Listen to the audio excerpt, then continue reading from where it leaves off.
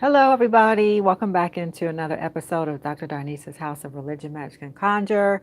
Thanks for being with me. Shout out to the new people. Welcome to the house. Thanks for joining. Thanks for continuing to share and all that good stuff. I just want to come up real quick here in the middle of the week, well, kind of towards the end of the week, to talk about this Paula White. Have y'all seen? Okay, we're all in the election, kind of chaos right now, waiting for the votes. All votes matter, right? Okay, but Paula White, if you don't know who she is, you might want to Google. But Paula White is a televangelist, a white televangelist, and she was appointed to be 45's spiritual advisor when he took office. And that was a lot of mess. I mean, I'm just going to get right to it. It was a lot of mess when she did so because of where she comes from herself and how she has made this leap into very conservative corners. And so Paula White is, as I said, a televangelist. She got her start preaching in Florida, which is where she's from.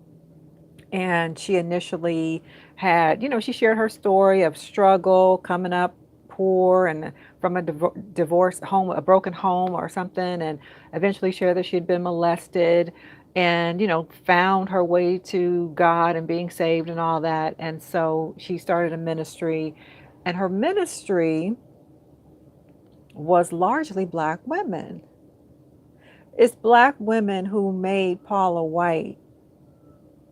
It's Black women who initially gave her a platform to preach.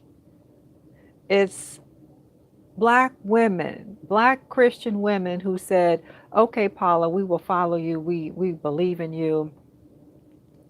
And they related to her story because she was telling her story of a girl growing up. And she, a lot of people could relate to overcoming adversity. And so, anyway, after her come up, right, she started there, but then she began to get attention from the other male televangelists, people like T.D. Jakes, who welcomed her onto their platform, which automatically meant that her platform expanded and she became quite well known herself. Now, in the world of televangelism, it's pretty much a boys' club. Right now we have T.D. Jakes, Joel Osteen, Kenneth Copeland, I guess, is still on, Creflo Dollar, and we have Paula White, and we have Joyce Meyer. But for the most part, it's a boys' club. As we know, Christian ministry is pretty much a boys' club in terms of who can actually preach, who can pastor. So Paula White was embraced by the male leadership, and so she got her come up. She has had multiple scandals. I'm not even on here to talk about her multiple scandals or try to drag her for that because it's kind of water under the bridge, but it's the usual, misappropriation of funds with I guess her first husband, who the person she started her first ministry with, and their divorce was messy. Plastic surgery, people were making fun of her for that. A so-called affair she might have had with Benny Hinn, another televangelist. Many things that you could go down the rabbit hole for with Paula White. But right now, she is out here praying for this president to win this election in 2020. We are on the precipice, it would seem, of a new president being elected. And so Paula White is out here doing the utmost, praying to the ancestors and angels from Africa to come and help this president get reelected. You heard what I said. She is praying for angels to come from Africa and Latin America, or South America, I believe she said, to come and help this president get reelected. Now, she has a Pentecostal background, so she's going through it. You can look up her video right now because it's all over social media if you haven't seen it. People are making fun of it. People have added all kind of music to it, and it's a meme now. But Paula White's prayer, if you want to Google it for yourself. And she is speaking in tongues as a Pentecostal mite. So she's doing what we call performative religiosity. She's performing a role in order to summon the angels, she calls them, from Africa and South America to come and declare victory over this president to win this election. Now, there's so much wrong here. There's so much. But essentially, my point is Paula White rose to prominence and fame because of the spirituality of Black women. Now, you all know that I said the next stage for me, the next teaching, the next programs that are coming out are focused on the spiritual lives of Black women. I've been saying that now for the last month or whatever. Uh, and so now here I see Paula White, who is a person who built her platform with a Black female audience, betrayed that over the years, has betrayed that audience by aligning herself with conservative politics, by aligning herself with people who are not interested in treating the needs of the people as holy, right? Just in general, conservatives don't share the same ideology in terms of how to take care of the people. Let's just put it that way, right? The conservatives have another viewpoint, which is essentially everybody pull yourself up by your bootstraps. And people who are more liberal or progressive are like, well, isn't it the responsibility of the state, of the government, to help people when they can't help themselves? Now, you would think that Paula White, who, again, came from this environment, largely Black women, would have an understanding and an appreciation and compassion for the way a lot of Black women, a lot of Black people, a lot of Black communities are living and functioning, doing without. But when she got her moment to come up, she abandoned the Black women who supported her for years and years. Abandoned her previous message, right? And those Black women who have supported her. And then when she got the call, I guess, to be a spiritual advisor to Donald Trump, she went with that and became, the one you see in pictures laying her hands on him when he first took office. And, we've been seeing her picture alongside him, although not recently. And I've been wondering about that. Like during his COVID days, why had she not been present? But maybe she was afraid of getting the COVID.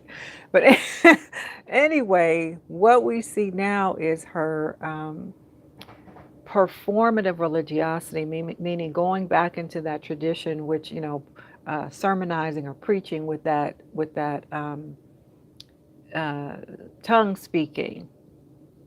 She's already been talked about as misappropriate. Some people call it appropriating Black culture. I call it misappropriating. Misappropriating because you don't say where it comes from. Misappropriating meaning, we can. It's appropriation when we share things because this is a global village. You can't really help it in a way, sharing culture.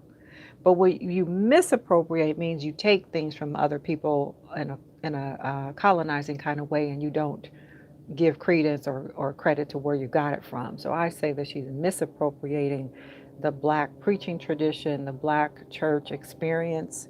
She's misappropriated that for years. And to the extent that she's performing religiosity, right? Going through the performance of it. And that's what we see in this video, if you haven't Googled it, just in the time I've been talking.